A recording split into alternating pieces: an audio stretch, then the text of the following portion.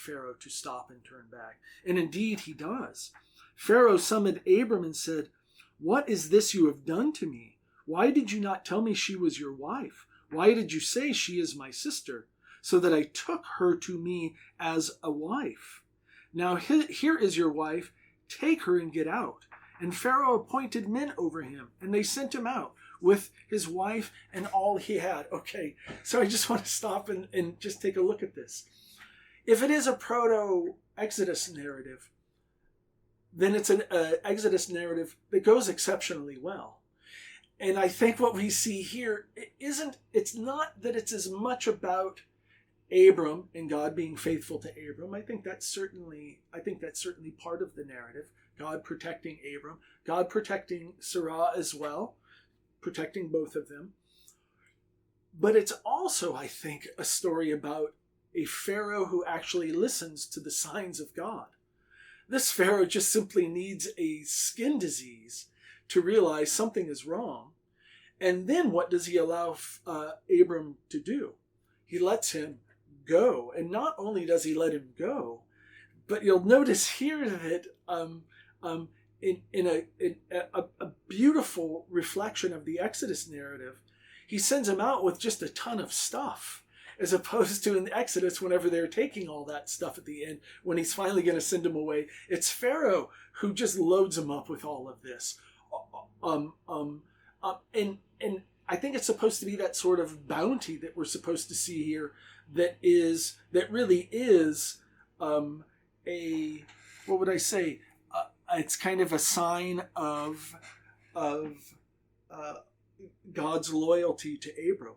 And not only that, I didn't mention this, so even coming into Egypt and running into Pharaoh, that's his second trial. And the third trial, it turns out, and this is for Maimonides, is that his wife is brought to Pharaoh. So one, it's actually going into Pharaoh, encountering him as the trial. And then the third trial of Abraham is the sister-wife narrative here. So here we have three trials of Abram.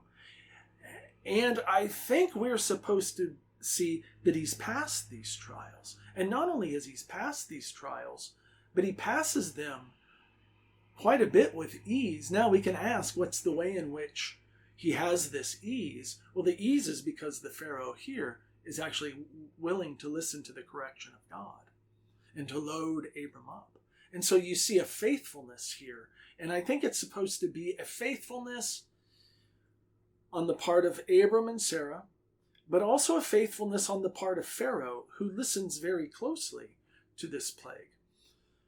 In other words, if it's a proto-Exodus narrative, it's also kind of an anti-Exodus narrative because it happens so quickly. And what you have happen here are the two sets of people being equally faithful. Abram to his God, as he's gone into and done exactly what God has asked of him. Leave your land, go into the land of Canaan. By the way, there's a famine that's going on. Which, imagine this. So, leave your land, which you know very, very well.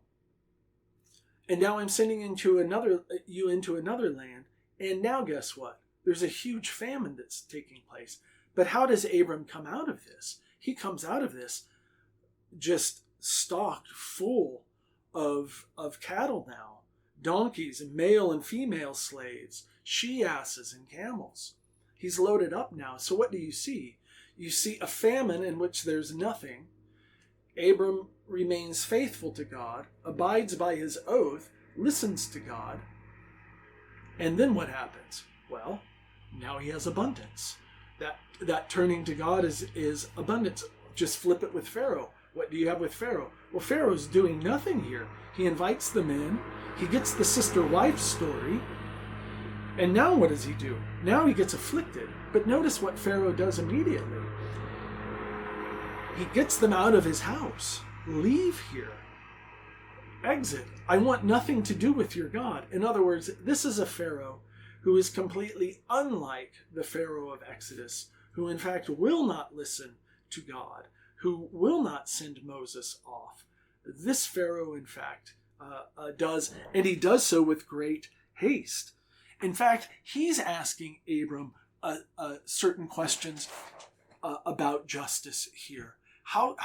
Why did you tell me she was simply your wife? I know I'm being punished because of this. You're bringing this plague upon me. Let me send you away here.